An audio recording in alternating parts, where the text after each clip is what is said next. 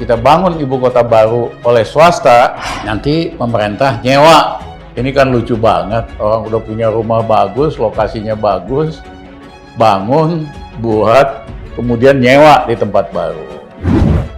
IKN bukan sekedar pindah gedung pemerintahan, bukan itu. Pindah ibu kota adalah pindah cara kerja, pindah mindset dengan berbasis pada ekonomi modern dan membangun kehidupan sosial yang lebih adil dan inklusif. Belum tentu presiden yang akan datang setuju dengan ide ini. Bisa-bisa dibatalin ini ide. Program pembangunan ibu kota negara di Kalimantan Timur adalah bagian penting dari transformasi itu. Apalagi kalau RR jadi presiden. Apalagi kalau RR jadi presiden, selesai barang itu. Itu aja repot. IKN akan kita jadikan sebagai sebuah showcase transformasi, baik di bidang lingkungan, cara kerja, basis ekonomi, teknologi, dan lain-lainnya. Kita, ya kan, tiba-tiba bikin ibu kota di Kalimantan Timur. Pertanyaannya, siapa yang mau tinggal di situ?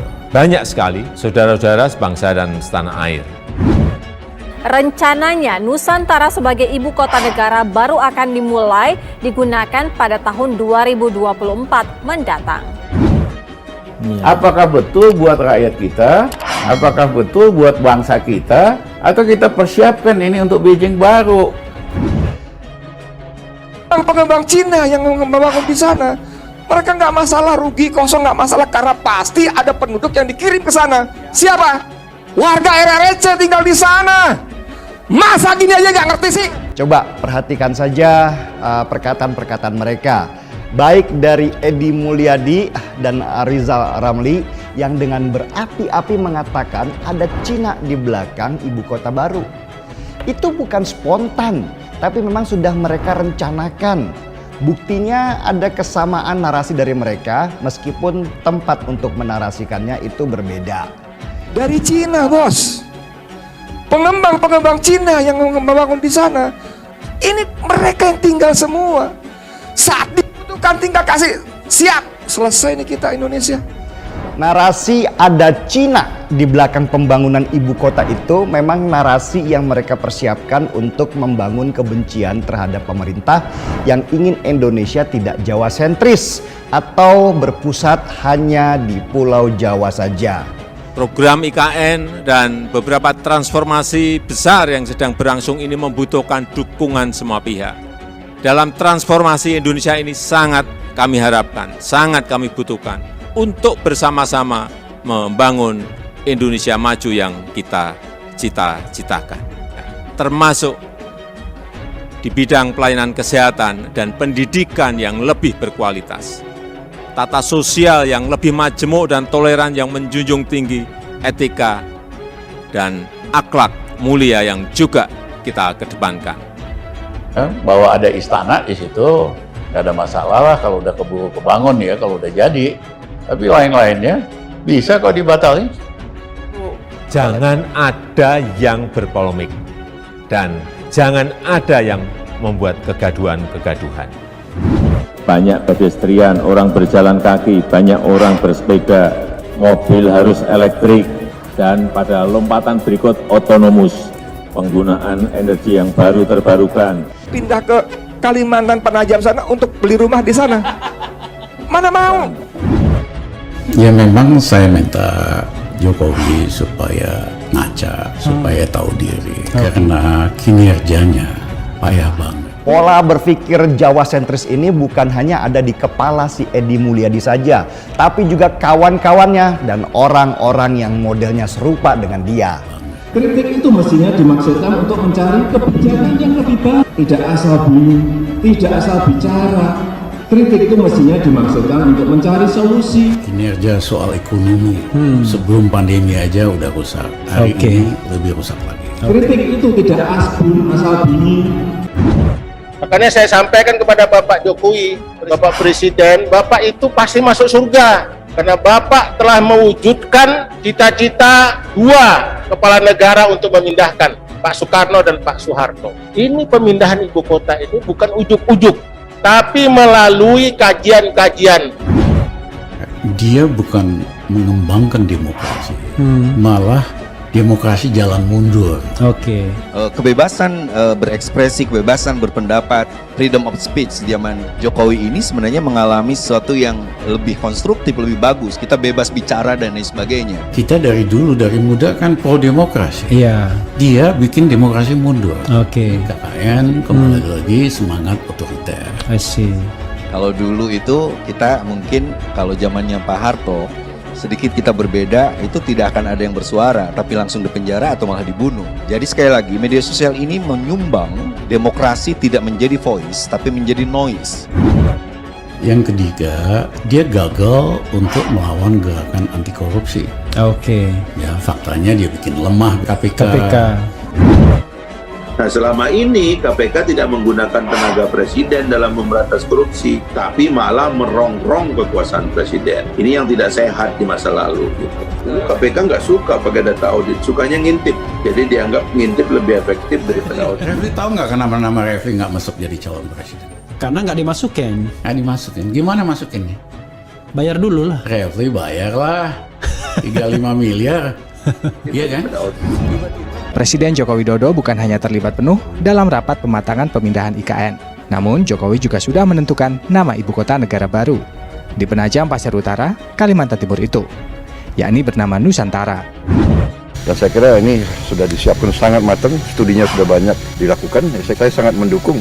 Saya menyarankan ke Presiden, sudah teruskan Pak.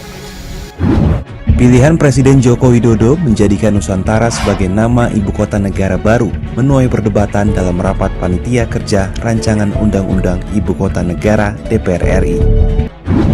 Ya, saya berharap para elit kekuasaan yang kompak lah, bersemangat dan bergembira, penuh kasih sayang mengatur jalannya negara ini. Kritik datang dari anggota DPR fraksi PKS yang tergabung dalam Panja RUU IKN. Eki Muharam menyebut pemilihan nama Nusantara dapat menyebabkan kerancuan atau multitafsir. Ibu kota negara Nusantara seolah-olah nama Indonesia ini tersubstitusikan dengan Nusantara. Itu saja. Selanjutnya itu mau disebut apa? Apakah daerah khusus ibu kota Nusantara atau seperti apa? Udah Nasional PPN Kepala Bappenas Suharso Monoarfa mengatakan nama untuk ibu kota negara baru di Kalimantan Timur adalah Nusantara. Pemilihan nama ibu kota negara baru itu merupakan pilihan langsung dari Presiden Joko Widodo. Selama pembahasan berlangsung, kita telah bersama-sama bertukar gagasan mengenai substansi rancangan undang-undang. Pemerintah sangat menghargai berbagai masukan yang diberikan dan juga tujuan yang ingin dicapai di dalam pembahasan ini.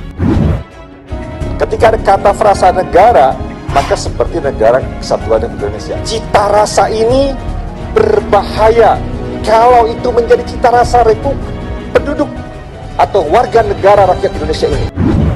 Ya, bahwa kita harus ada keberanian untuk memindahkan ibu kota, memisahkan pusat pemerintahan dari pusat keuangan, perdagangan, industri.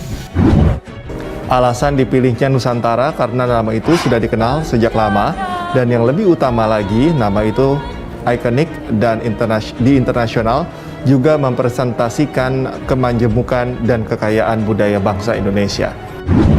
Saya atas nama pemerintah dan masyarakat Kalimantan Timur mengucapkan terima kasih kepada Bapak Presiden yang telah menetapkan titik simpang Sodetan ke arah ibu kota negara yang jaraknya dari jalan tol Balikpapan Samarinda itu hanya sekitar 37 kilo ya, atau paling banyak itu sekitar 41 kilo.